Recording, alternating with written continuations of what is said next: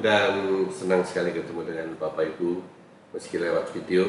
Hari ini kita ibadah hari Minggu masing-masing di rumah. Mari kita berdoa. Tuhan, terima kasih anugerah-Mu, kemurahan, pemeliharaan yang begitu luar biasa di tengah-tengah beragam kesulitan, terutama berkaitan dengan COVID-19. Terima kasih Engkau terus menyertai kami, dan kami rindu Tuhan dengan firman-Mu, sampaikanlah lewat hamba-Mu.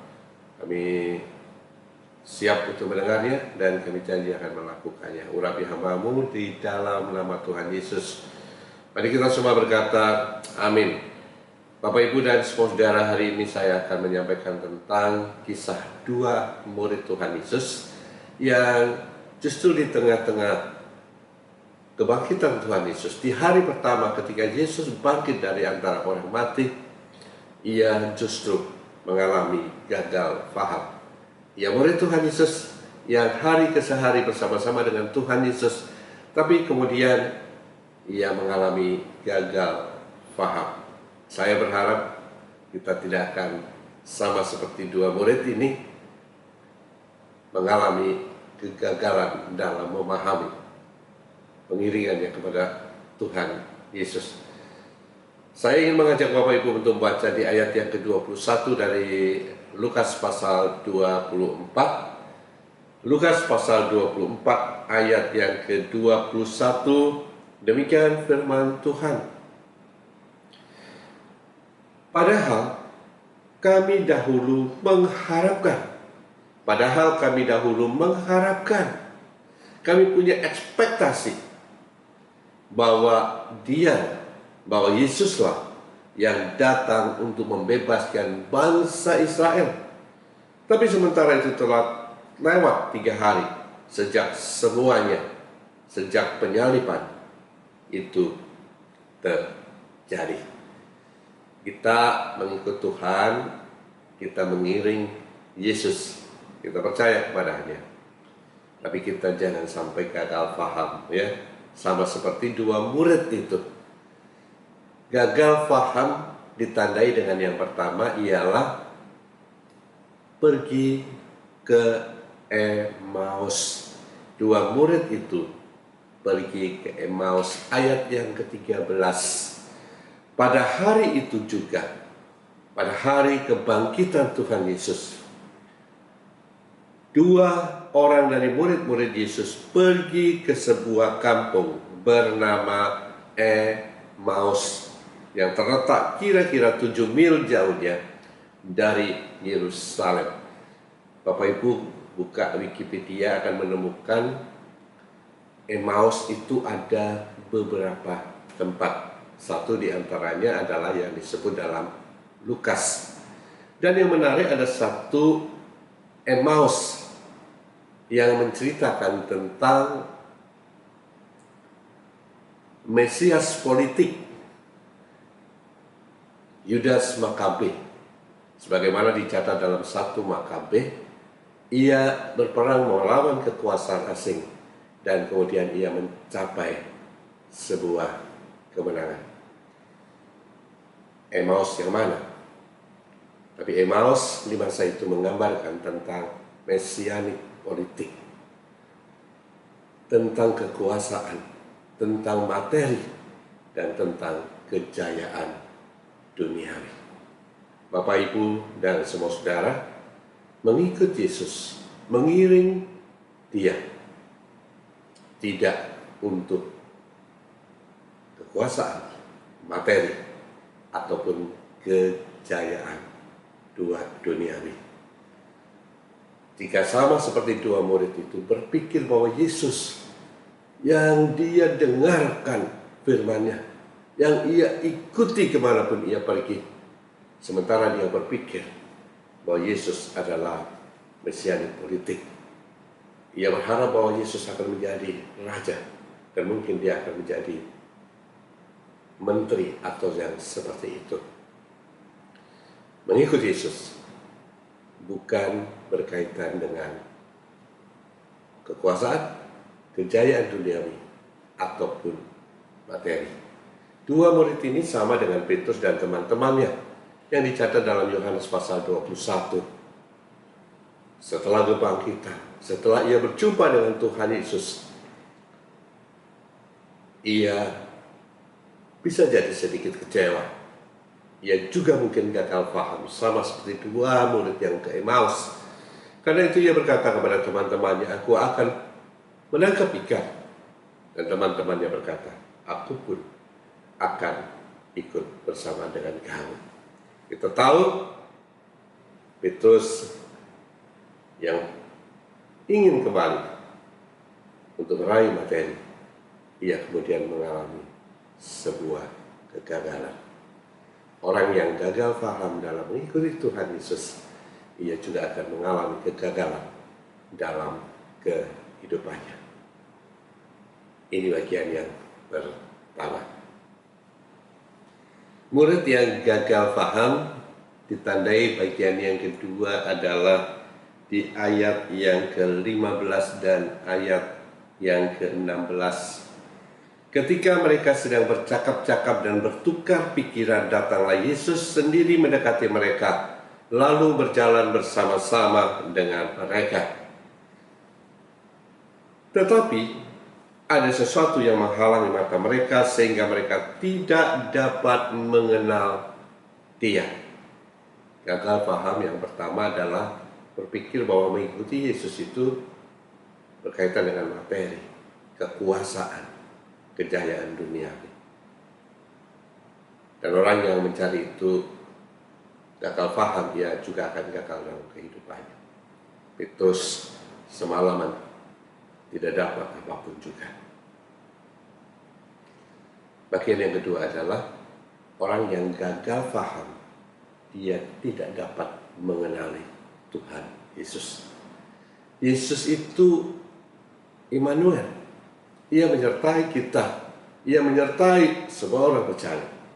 Tapi orang yang gagal paham dalam mengiring Yesus, meskipun Yesus bersama-sama, meskipun Yesus menyertainya, meskipun Yesus berjalan bersama-sama, tetapi ia tidak dapat mengenalinya. Kenal dengan benar. Epiginosko, mengenal Tuhan dengan sebaik-baiknya. Saya kenal seseorang, berarti saya mengenal secara menyeluruh. Beda dengan orang yang sekedar tahu. Ada ungkapan yang sering kita berkata begini kan, kayak kamu gak kenal saya aja. Kayak kamu gak kenal dia aja. Jadi artinya mengenal dalam artian sepenuhnya. Ada malaikat yang ditugaskan Tuhan untuk turun ke dunia. Kemudian dia membawa seorang malaikat yang lain. Malaikat senior dan malaikat junior. Keduanya pergi mengunjungi dari satu tempat ke tempat yang lain. Dan tibalah dia dalam sebuah keluarga. Keluarga ini sangat-sangat sederhana. Bahkan mungkin bisa dikatakan berada di bawah garis kekurangan. Ia hanya punya seekor sapi. Tapi keluarga ini menerima kedua malaikat itu dengan begitu baik. Ia memberikan kamar terbaik yang ia punyai. Dan suami istri dari rumah itu rela untuk dia tidur di tempat yang jauh lebih buruk dari kamar yang ia punyai. Ia memberikan makanan yang terbaik. Ia melayani dengan begitu ramah dan sukacita. Malaikat senior dan malaikat junior kemudian ia tetapkan tidur, dan pagi hari malaikat yang junior mendengar tangisan dari suami istri yang begitu baik menerima dia. Kemudian mereka meninggalkan keluarga ini dan kemudian berpindah ke keluarga yang lain. Ia mendatangi sebuah keluarga yang kaya, keluarga yang punya banyak harta. Kemudian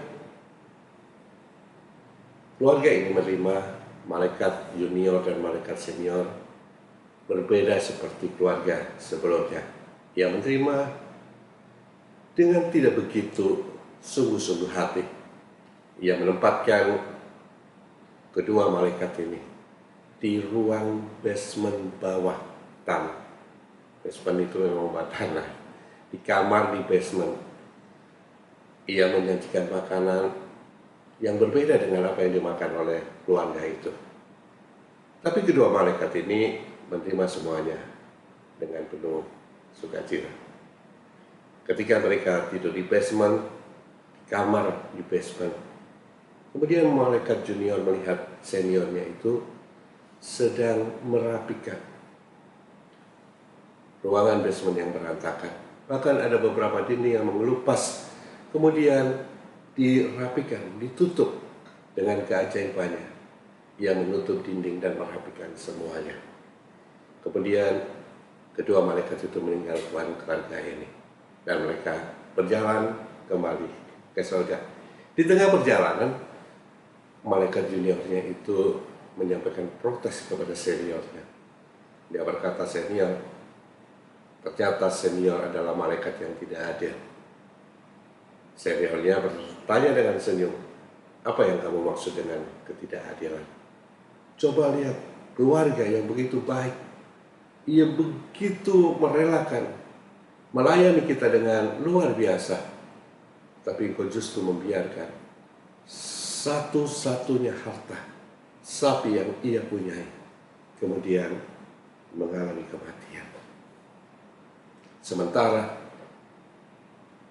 terhadap keluarga yang tidak begitu ramah menerima kita dan memperlakukan kita dan menempatkan kita di basement, ruang yang pengap dan gelap, tapi justru senior merapikan ruangan dan bahkan memperbaiki tembok yang hampir mengelupas semuanya.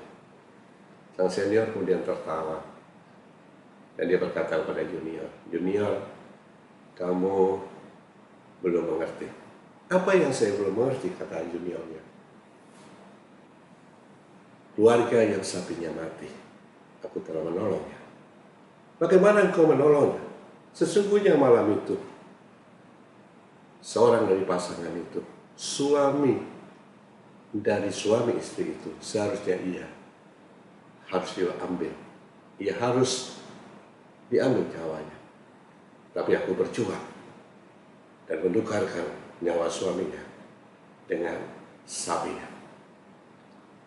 Juniornya berkata, "Bagaimana dengan keluarga yang begitu ketus dan tidak ramah menerima kita?" Sekali lagi seniornya tersenyum dan berkata, "Tahukah kamu mengapa aku merapikannya? Mengapa aku menutup dinding yang terkelupas plesterannya? Aku menutupnya sebab di balik dinding itu terdapat emas dan harta yang lain tersimpan. Dan karena itu aku menutupnya supaya keluarga ini tidak dapat melihatnya." Bapak, Ibu, dan semua saudara, kita mengiring Tuhan, kita harus tahu, kita harus mengenal Tuhan dengan baik. Ya, Tuhan yang tidak pernah menolak ketika kita datang kepadanya. Dia Tuhan yang berjanji ketika kita berseru dan meminta kepadanya, Dia pasti akan mengabulkannya. Dia Tuhan yang baik. Tapi juga jangan pernah lupa, seperti Ayub berkata, "Ia yang memberikannya kepadaku, Ia juga yang boleh mengambil apa yang aku punya." Jadi mengenal Tuhan dalam segala kebaikannya, dan kita juga harus mengenal Tuhan dalam segala hak-haknya.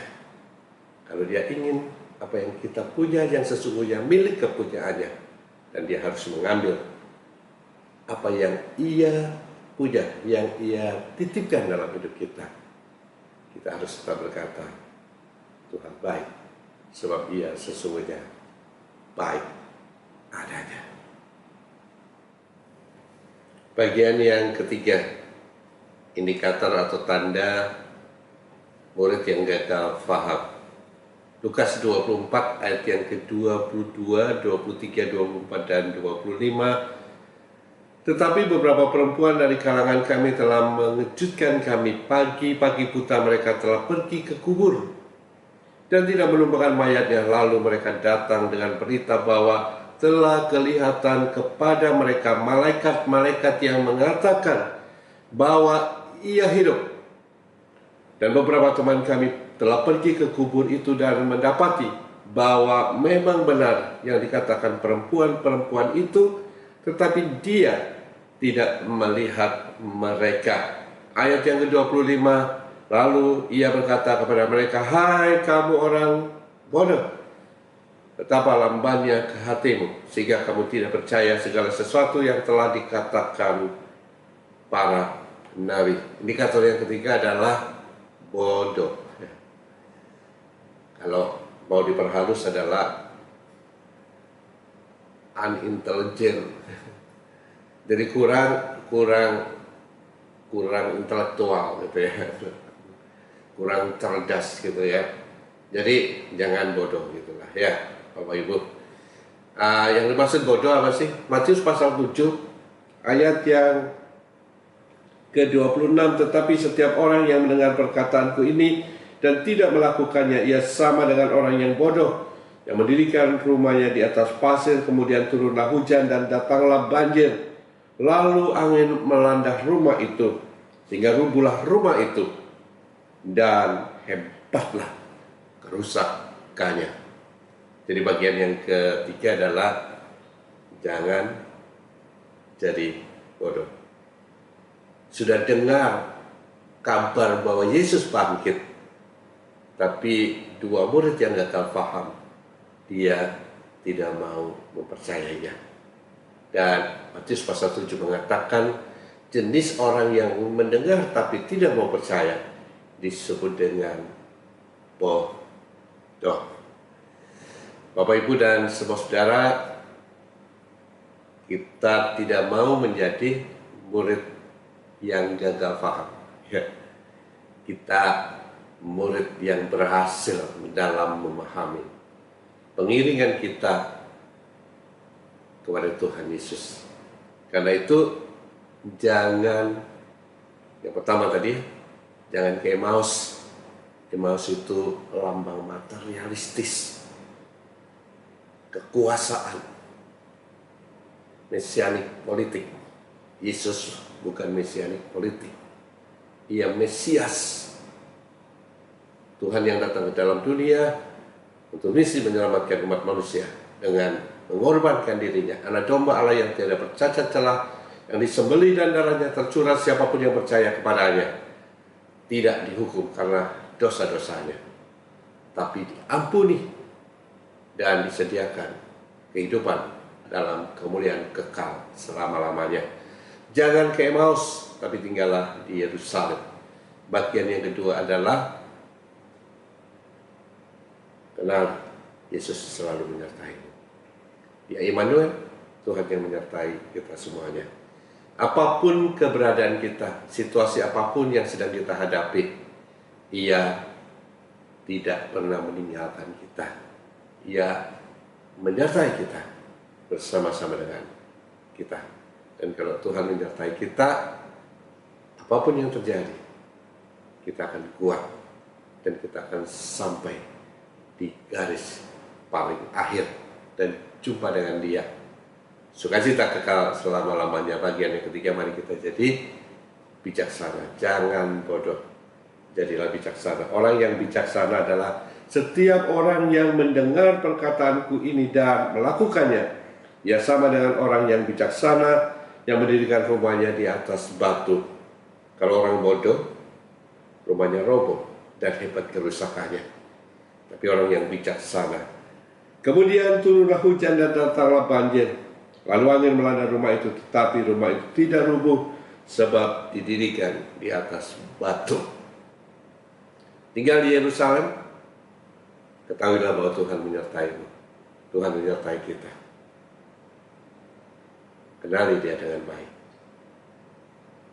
Dan yang ketiga, ayo jadi bijaksana. Tuhan Yesus memberkati. Mari kita semua berdoa. Tuhan, terima kasih kami simpan firman-Mu dan kami berjanji untuk melakukannya. Berkati setiap keluarga yang mendengarkannya, setiap pribadi yang memperhatikannya, dan tanamkan baik-baik Tuhan dalam hati, dalam pikirannya, dan nyatakan lewat perbuatan mereka semuanya. Berdoa buat bangsa kami Tuhan, para pemimpin, bangsa-bangsa di dunia, khususnya Tuhan dalam memerangi COVID-19, berkati, kuatkan para dokter, para perawat, dan tenaga medis yang lain, mereka yang bekerja di laboratorium. Kami juga berdoa buat para relawan yang berada di jalanan, berkati mereka Tuhan.